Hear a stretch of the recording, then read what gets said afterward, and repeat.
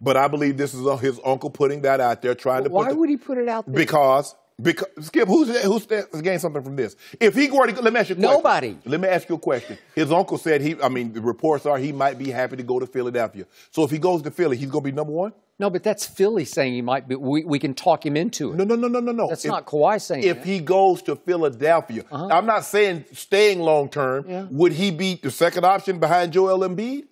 If he goes to Boston, Kyrie.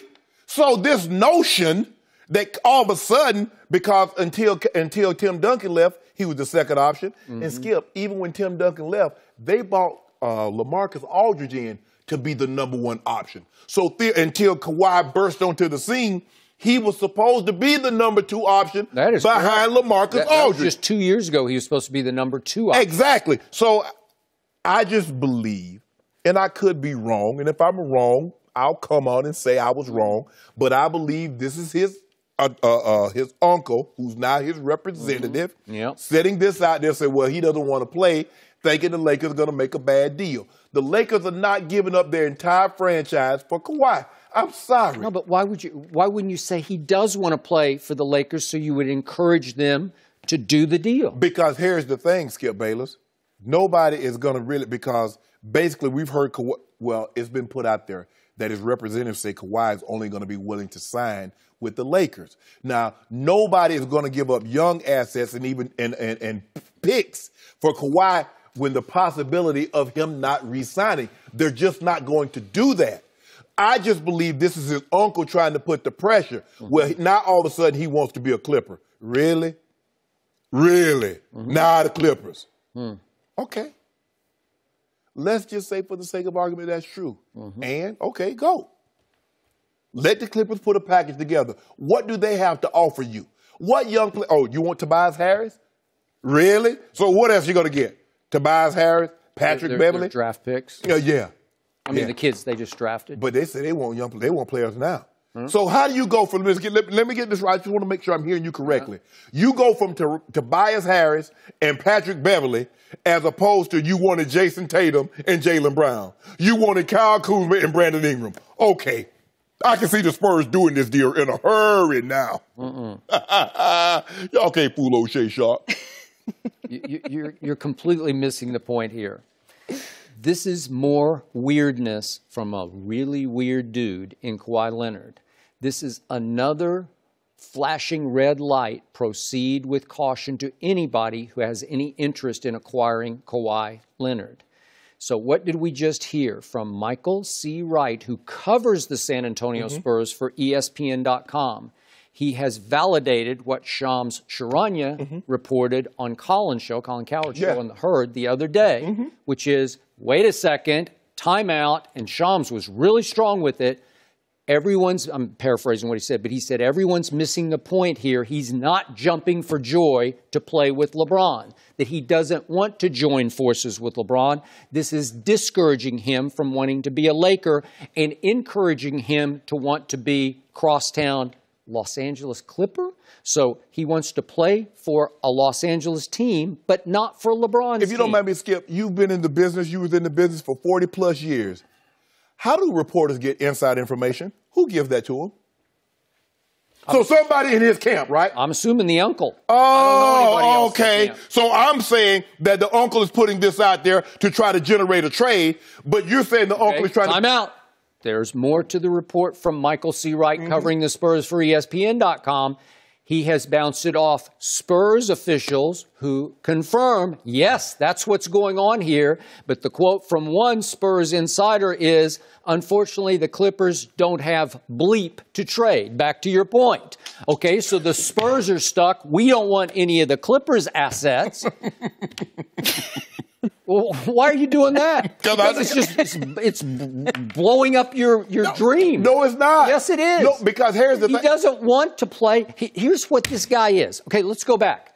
How did he fall to the 15th pick in the first round of the draft? How did they steal him in the first place? Maybe he was a late bloomer, Skip. He was a very late bloomer because when I watched, I don't know, 3 or 4 games at San Diego State, and you just couldn't see him because he wasn't aggressive enough. He not only was he very quiet off the court, he was pretty quiet on the floor. He had no body language. He had no charisma. He had no vitality to his game where he never leaped off your TV screen. Can I ask you a question, Skip? Let me finish here. Go ahead. So the point is, the Spurs saw something because R.C. Buford is the best finder of hidden talent in the league. It's not even close because he went and stole Ginobili at the bottom of the second round, stole Tony Parker at the bottom of the first round, and he kept the Spurs in contention by beating the draft at its own game. He did it year after year, and he did it all the way to Kawhi Leonard. He traded George Hill for Kawhi Leonard virtually to get that pick back that he used with the 15th overall. And again, that way he wouldn't have ended up with us. For Kawhi Leonard to go 15th in the draft,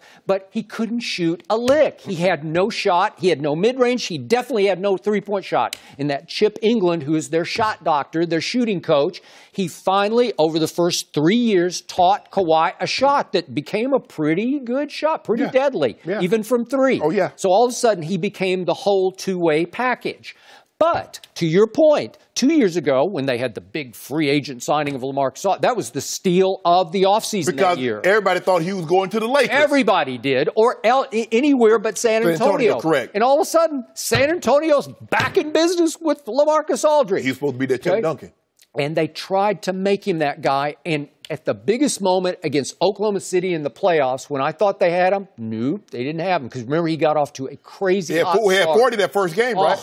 And he had maybe the third game they won. It was the first game at Oklahoma City. I remember it was a Friday night.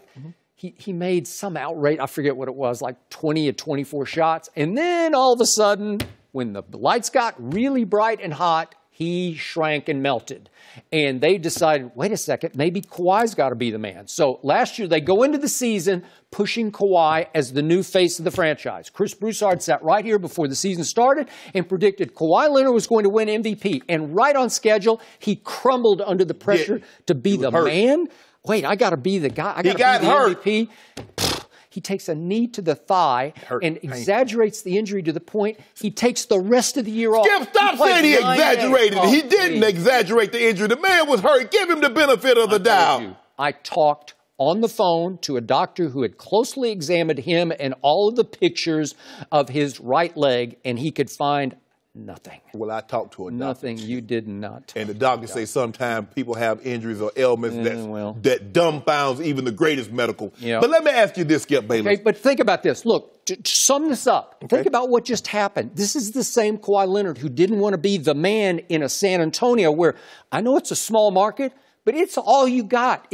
Have you been to San Antonio? Okay, so obviously I've been there for lots of big games. I went there twice for the Army All-American football game. Great game. So the point is, if you're a Spur in San Antonio, there's huge pressure because you have legacy pressure from the franchise, and you have the pressure of you're the only game in town. Only show in town. Yeah, okay? So he's saying, wait a second, I want to go home. I want to go back to Los Angeles, but I don't want to have to live up to being LeBron's sidekick or his number 2 or his co-star. I don't want to do that. But let me ask you a question. Watching Kawhi and studying him, does he have an alpha personality? Does this strike you as something that Kawhi would say, or does this strike you as something his uncle would say? Because we've never heard Kawhi become so vocal until his uncle took over his operation. I don't think he has an alpha personality at all. Exactly. I think he has a beta personality. So that would serve him well playing second fiddle. It's the alpha dogs that have a problem. Kyrie was an alpha dog. No, but nobody would consider him second fiddle to LeBron. He would be considered the co-star, and especially as LeBron ages a little bit. Not that he's an old player, but he's older. Holly, you don't say second fiddle. I didn't say that. That's what Kawhi said. That's what it say. He doesn't want to be second fiddle. I didn't say second fiddle. I'm just repeating what he said. But he's okay to be the man with the Clippers because nobody really expects much from the Clippers. So give him the max deal for the Clippers, and he's happy. He's in L.A. He's on the second team. He can play in LeBron's shadow. That's perfect. I believe this completely. Alpha personalities, Skip Bayless, they want to be that dog. They want the challenge. You're right. So everybody, like I said, everybody can't be an alpha. You can be great. You can make the Hall of Fame. But everybody that's in Hall of Fames, everybody that's great, Skip, aren't alpha personalities. I don't believe Kawhi Leonard is an alpha personality. Okay, thank you. Neither is Paul George, which is why Paul said, I'm staying in Oklahoma City, man. I don't want any part of that. You've told me it's so hard to play with LeBron James, especially if you're the co-star. That's the most pressure in all of sports, is to be LeBron's co-star, because the media, the LeBron protecting media, is quick to pounce on the co-star as you let him down. They didn't pounce on Kyrie.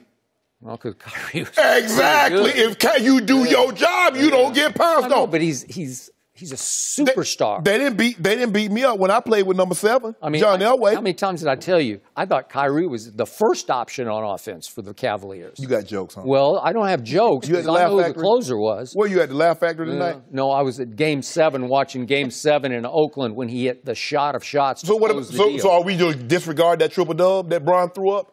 Or are we going to disregard those 3-4 blocks that he had? Are we going to disregard that? So what am I supposed to do with that, Skip? We're supposed to say, who closed the deal, because who in the end is the more valuable player to the Cavaliers? Skip. The one where when it's time to make the shot, who said, get out of my way, I got this. Can I use your argument, Skip Bayless? How is there pressure on Kyrie? Because if he misses the shot, they're still tied. There's still time on the clock. Because that's what you told me. You told me in this playoff run when LeBron was hitting all those shots, you told me there's no pressure. Chris Broussard said, no pressure. Rob Parker, no pressure, because if he doesn't hit it, they're still tied. So how is there pressure on Kyrie to hit that shot when if he misses it, they're still tied? Well, I'll give you that. But you said yesterday, you agreed, the closer was Kyrie on that team. You told me that many times. You know why? Because LeBron suppressed who he naturally was. We just saw this playoff run that LeBron James was very capable of closing. But to appease Kyrie, to let Kyrie Bron, I'm good. I'm LeBron James. I'm a 4-time league MVP, 3 finals MVP. I'm secure. An alpha man that's securing himself. Say, you know what, Kyrie, go and do your thing, bro.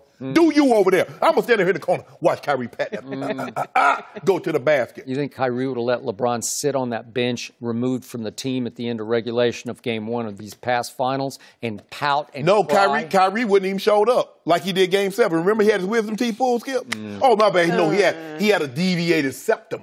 He wasn't even on the bench for Game 7, so I don't know what he would have done. Do you? Yeah, I do.